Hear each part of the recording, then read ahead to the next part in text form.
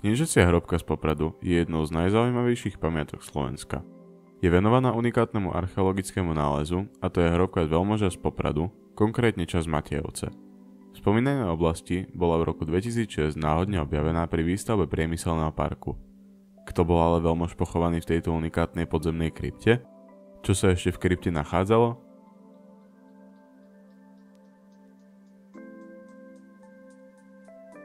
Ako som už spomínal, kniežaciu hrobku zo 4. storočia náhodne objavili pri výstavbe priemyselného parku v popradskej mestskej časti Matejovce v roku 2006. Táto bohatá hrobka s drevenou konštrukciou a množstvom drobných nálezov je unikátna predovšetkým mierou svojho zachovania.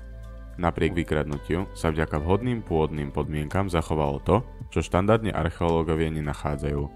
Drevo, kože, textílie a ďalšie organické nálezy, napríklad z dreva vystrúžené posmrtné lôžko či stôl, kožené púzdro na luk, časti vzorovanej tapisérie, drevený sarkofág, drevené máry, na ktorých niesli mŕtvého do hrobu a množstvo ďalších jedinečných predmetov.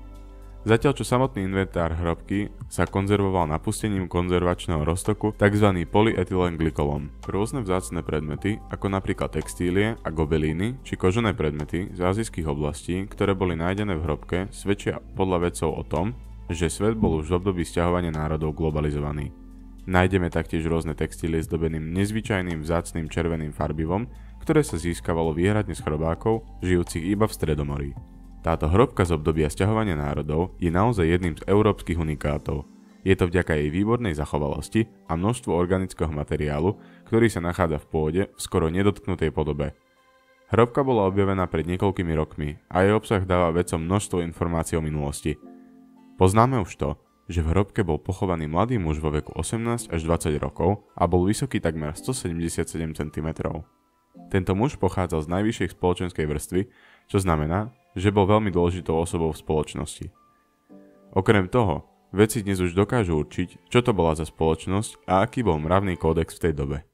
Tieto informácie nám umožňujú lepšie pochopiť históriu a kultúru našich predkov. V múzeu sa okrem sarkofágu či lôžku mŕtvého nachádza aj celá vnútorná komora a predmety ako hracie dosky, stolčeky či máry, čo boli nosidlá, na ktorých mŕtvého premiestnili do hrobu. Nachádzajú sa tam ďalej predmety ako sú rôzne hlinené nádoby, nástroje vykrádačov hrobiek, strieborné šidlo, časť zrkadla, rôzne toaletné potreby, ale aj mosadzné vedro. Našiel sa aj závesok zo zlatej mince rímskeho cisára Valensa z roku 375. Ak sa chystáte navštíviť Poprad alebo jeho okolie, určite by ste nemali vynechať návštevu expozície kniežacej hrobky. Toto miesto vám ponúkne nezabudnutelný zážitok a ukáže vám, aké krásy a poklady sa ukrývajú v histórii Slovenska.